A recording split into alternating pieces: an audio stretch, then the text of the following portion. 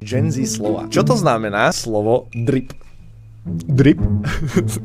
Keď má niekto na sebe dobrý drip. Tak si prižmuril oči, podľa mňa, že to je taký coolový nejaký, že dobrý. Áno, čo má na sebe? Drip je niečo vlastne. Outfit tomu hovoríte? Áno. Outfit? Áno. Má dobrý outfit. Keď má dobrý drip. Tak je drip. No, či má dobrý drip, či je drip? Nie, má dobrý drip. Má dobrý drip, OK. Myslíte si, že ste Sigma male? Sigma male. Sigma? Či Male? A to male tam bol? Áno, male, to je muž, akože Sigma male. Alebo alfa je, že vodca, a Sigma je akože taký, že on má že vlastnú kolaj. Ako ja mám na 100% vlastnú kolaj, ale neviem, či som Sigma male. Počúvaj, víš, čo mám ja, aký opasek? Že free of all average. Áno. A ten opasek nosím 26 rokov, odkedy Takže ho si Pavlinka Sigma. kúpila. No, keď som free of all average, tak som podľa mňa čistá Sigma, ale neviem, čo znamená Sigma. To je strašne cool. Či? Ale áno, to je Sigma, ale to je pozitívna vec, keď je Sigma, ale to je veľmi vzácne. Slovíčko red flag. Red flag to vím, tuším, to je také, že to už je moc, to je za hranicou, ne? Je taký výkričník na človeku. Čo je povedať, tvoj taký red flag?